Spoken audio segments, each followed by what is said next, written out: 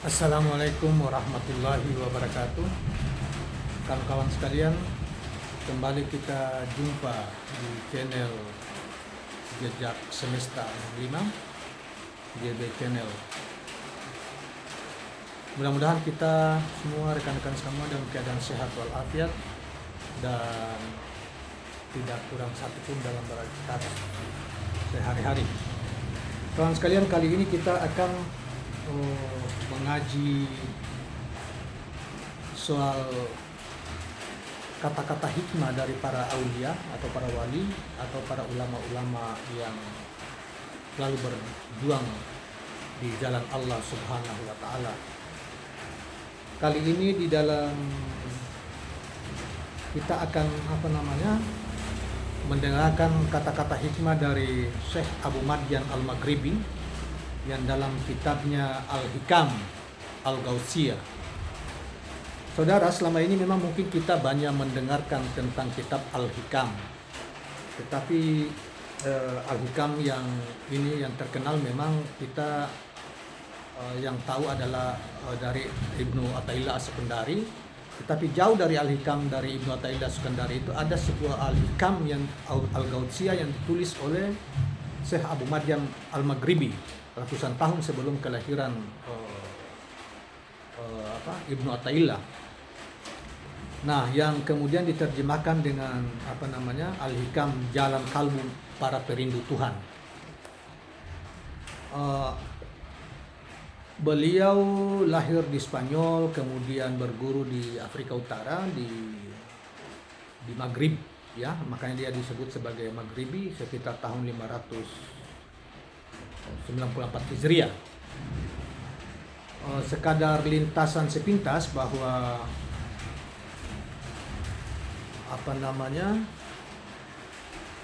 tentang beliau ini lahir di Abu Madyan ini lahir di Cantilana, kota kecil berjarak sekitar 32 km dari Sevilla, Spanyol, ya. Spanyol, sekarang Spanyol. Zaman itu memang di zaman beliau lahir itu daerah itu masih dikuasai oleh umat Islam. Beliau seorang yatim. Sejak muda ia telah tertarik dengan kajian Al-Quran dan tasawuf. Dan pada kemudian selanjutnya beliau pergi ke Fes di Afrika Utara untuk berguru. Yang menegui guru pertamanya adalah Syekh Abu Hasan Ibnu Al-Harjahim untuk mendalami Ihya Ulumuddin, karya Imam Al-Ghazali, dan selanjutnya. Yang kemudian beliau melahirkan kitab Al-Hikam Al-Gautsiyah yang saat ini di tangan kita, dan insya Allah ada petikan beberapa mutiara hikmah beliau dan disyarah oleh ada syarahnya yang kemudian dijelaskan, disyarah oleh Ibnu Iyan As-Siddiq As-Safi, ya. Kita memulai dengan mutiara hikmah yang pertama. Mudah-mudahan kita mendapat pelajaran yang atau mutiara-mutiara yang makna yang dari penjelasan atau kata-kata hikmah dari Abu Madyan Al-Maghribi ini. Beliau mengatakan bahwa kematian adalah karamah, sedangkan kehilangan merupakan penderitaan dan penyesalan. Kematian adalah terputus dari makhluk, sedangkan kehilangan adalah terputus dari Khalik. Saudara sekalian, kematian adalah kemuliaan yang Allah berikan kepada hambanya, sebab kematian meniscayakan keterputusan dari makhluk. Ketika seorang hamba terputus dari makhluk, ia tersambung dengan Sang Khalik atau Sang Pencipta. Ketika ditanya tentang jalan ini, kaum arif atau kaum sufi, ya, para orang-orang yang menjalani kehidupan spiritual sufi, berkata terpisah dan tersambung. Ketika terpisah, pada saat yang sama ia akan tersambung. Ketika dia membuatmu merasa tidak nyaman bersama makhluk, berarti dia ingin membuka pintu bagimu agar kau bisa mendekati kepadanya, Allah Subhanahu wa taala. Sebaliknya, kehilangan merupakan penderitaan dan penyesalan yang Allah siapkan untuk hambanya yang membuatnya jauh dan terusir. Karena itu, wahai saudaraku, matikan dirimu agar kau hidup. Saya ulangi, wahai saudaraku, kata Abu Madyam, matikan dirimu agar kau hidup. Pahamilah dan laksanakanlah sabda Nabi SAW ketika menggambarkan sosok Abu Bakar As-Siddiq sebagai berikut. Siapa saja yang ingin melihat orang mati berjalan di atas bumi, lihatlah Abu Bakar As-Siddiq.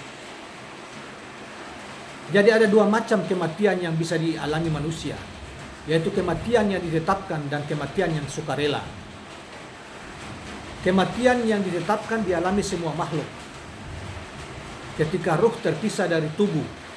Sementara kematian sukarela adalah kematian yang dipilih dan dipraktikkan kaum arif atau kaum sufi ketika mereka mematikan dan menafikan diri mereka sendiri. Mereka mematikan diri sendiri karena yang bisa melihat Allah hanya orang yang sudah mati. Kematian sukarela sering disebut dengan istilah fana, yaitu keluarnya seorang dari sifat-sifat manusia ketika ia meninggalkan berbagai pilihan, kehendak, pengaturan, dan keinginan. Orang yang mati tak lagi berkehendak, memilih dan mengatur. Orang yang telah meninggalkan kehendak, pengaturan, pilihan, dan kekuatannya sendiri berarti ia telah mematikan dirinya. Dengan kondisi itu ia menjadi makhluk yang paling dekat kepadanya, artinya kepada Allah Subhanahu wa taala. Ketika ia telah mematikan dirinya, pada saat yang sama ia masuk dalam kehendak, pengaturan, pilihan dan kekuatan Allah Subhanahu wa taala. Inilah bentuk kebersambungan atau kebersatuan dengan Allah. Karena itu disebutkan di dalam syair, fanalah dari sifat-sifatmu, itulah hakikat keabadian. Saat kau tiada, kau lihat dia. Selanjutnya dikatakan dalam syair yang lain, jika mau, fanalah dengan fana yang abadi. Fana itu mendekatkan pada fana yang sejati. Syekh Abu Madyan berkata selanjutnya, sikap pasrah adalah membiarkan diri berada dalam wilayah hukumnya, serta tidak merasa mengasihaninya ketika ia mendapat ujian dan penderitaan. Wahai yang melihat kedudukan kaum yang fana, kau harus berserah diri dalam semua urusan, sehingga kau meraih cawan kebahagiaan seperti yang digambarkan oleh Syekh radhiyallahu anhu tersebut. Saudaraku, kau harus menyadari bahwa Allah mengetahui semua keadaanmu. Dia mampu mencukupimu, lebih mengasihimu dibanding ayah dan ibumu, bahkan dibanding dirimu sendiri. Biarkan kesadaran itu tercampur di dalam darah dan dagingmu, sehingga kau dapat meregut pahit getirnya jalan ini. Lalu senandungkanlah bait berikut. Jika kau senang, sedangkan hidup ini pahit.